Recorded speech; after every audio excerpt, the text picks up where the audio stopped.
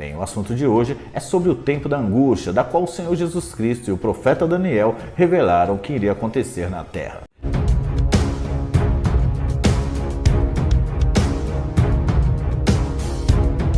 E haverá um tempo de angústia, qual nunca houve desde que houve nação até aquele tempo. Porque haverá então grande aflição como nunca houve desde o princípio do mundo até agora, nem tampouco há de haver. Como vemos, tanto o profeta Daniel como o Senhor Jesus Cristo, eles falam acerca do mesmo tempo. Agora a pergunta é, você já parou para meditar de qual angústia e qual tipo de aflição Cristo e Daniel se referiam? Você tem ideia de como será esse tempo?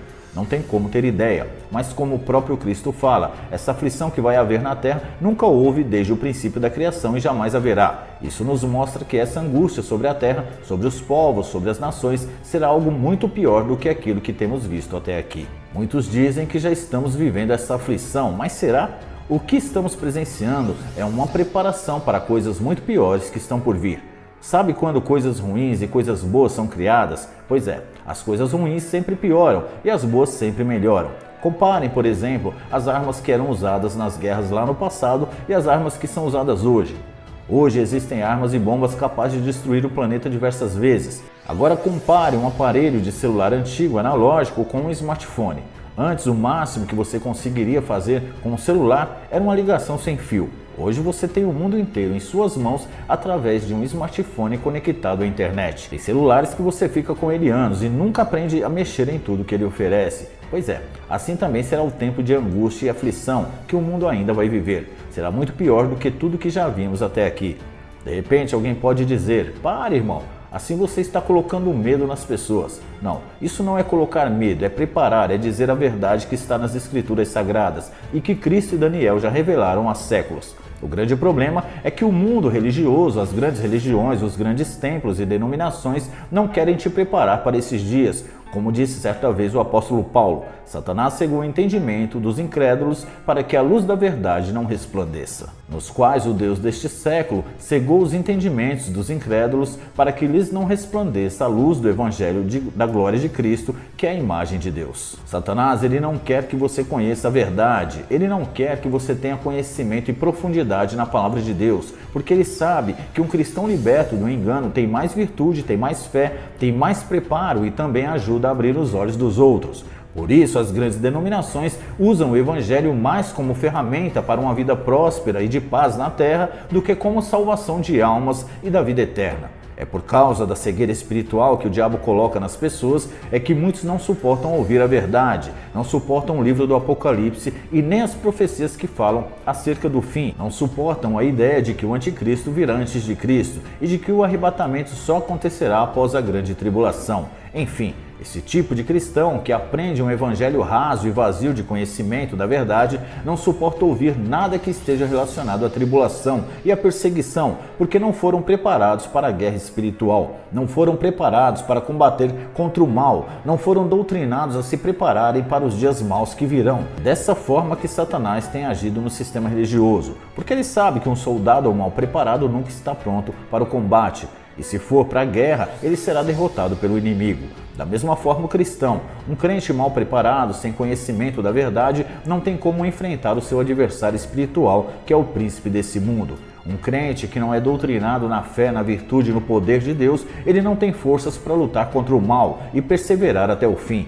Basta ver o teste que o mundo tem passado e quantos milhares de cristãos em todo o mundo têm se dobrado aos poderes dessa terra, das autoridades levantadas pela elite global, das leis corruptas que têm sido mudadas e outras abolidas para receber o anticristo e dar a ele todo o poder para agir como bem quiser. Hoje nós vemos cristãos com mais medo do que está por vir do que aqueles que são do mundo, não é mesmo? Mas deveria ser diferente se esses cristãos estivessem firmados na palavra e no conhecimento da verdade e na pura e genuína doutrina ensinada por Cristo, por seus apóstolos e pelos profetas.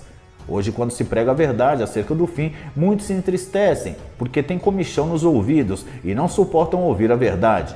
Imagine uma criança ser criada pelos pais dizendo que quando ela crescer, ela vai ter que ganhar de seus pais tudo o que ela quiser. sem precisar fazer nada, sem precisar correr atrás e conquistar. E quando essa criança chega em uma certa idade, alguém chega para ela e diz que seus pais mentiram e que para ela conseguir as coisas que ela deseja, para ela conseguir um futuro, é preciso correr atrás, estudar, trabalhar, colocar as mãos na massa. Com certeza essa criança não vai gostar de ouvir essas coisas. E por que isso acontece? Porque o ser humano foi doutrinado a achar que só Deus tem que fazer tudo por ele, que só Jesus tinha que morrer e ser perseguido. Esquecem que assim como Cristo levou a sua cruz, todos que quiserem ser salvos também têm que levar a sua própria cruz. Quem não toma a sua cruz e não segue após mim, não é digno de mim. E dizer a todos, se alguém quer vir após mim, negue-se a si mesmo e tome cada dia a sua cruz e siga-me. Como vemos, Cristo e seus apóstolos não pregaram paz e nem prosperidade, muito menos enganou o povo dizendo que a igreja seria salva sem perseguição ou sem tribulação. Então vos hão de entregar para seres atormentados e matar-vos-ão e sereis odiados de todas as nações por causa do meu nome. Nesse tempo muitos serão escandalizados e traiçoeirão uns aos outros, e uns aos outros se odiarão, e surgirão muitos falsos profetas e enganarão a muitos. E por se multiplicar a iniquidade, o amor de muitos esfriará, mas aquele que perseverar até o fim será salvo. Observe nessa passagem que Cristo está falando para a igreja, não só para os cristãos da época, mas para uma geração futura. E veja que Cristo ele não pregou bênção material, nem paz, nem prosperidade. Ele profetizou perseguição e tribulação contra os eleitos que formam a sua igreja. O que vemos hoje em alguns países que rejeitam o evangelho de Cristo é acontecer com os cristãos o mesmo que Cristo está falando aqui nessa passagem.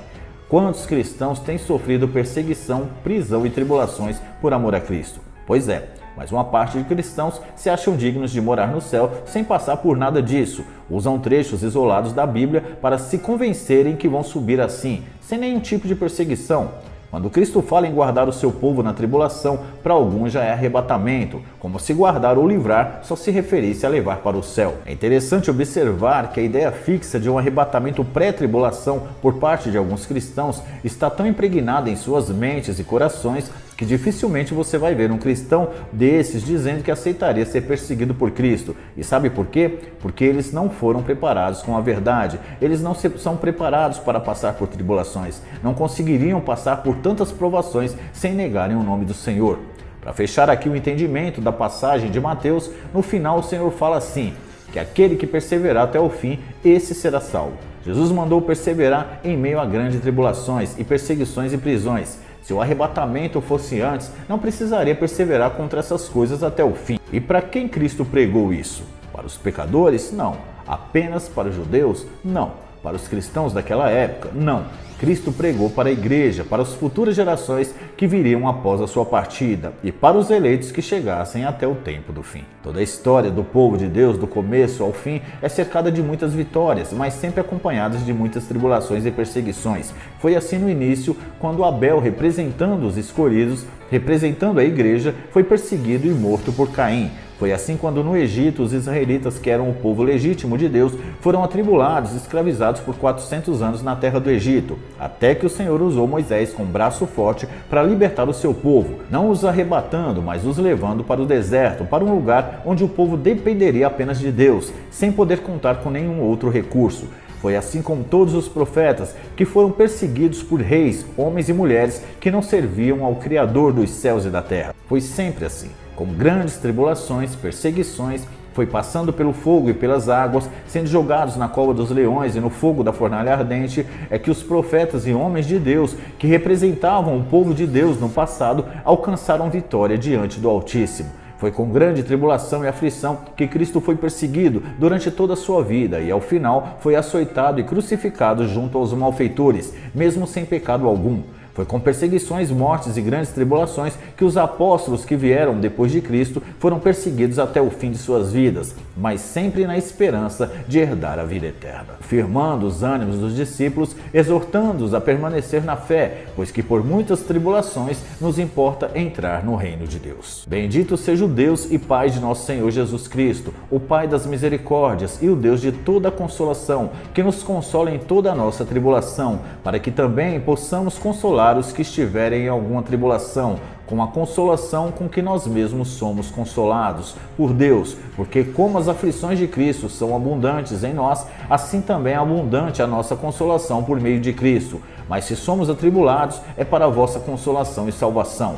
Ou se somos consolados, para a vossa consolação, é a qual se opera suportando com paciência as mesmas aflições que nós também padecemos. E a nossa esperança acerca de vós é firme, sabendo que, como sois participantes das aflições, assim sereis também da consolação. O tempo da maior aflição da igreja se aproxima, portanto devemos estar atentos aos sinais, porque se Deus não poupou os profetas, não poupou o seu Filho e não poupou os apóstolos, ele também não poupará os eleitos que formam a igreja.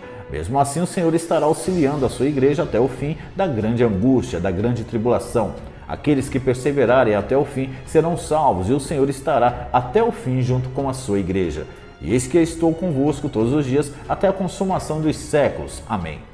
Que Deus abençoe a sua vida, a sua família e até o próximo vídeo. E não esqueçam de compartilhar esse vídeo de hoje. Que Deus abençoe.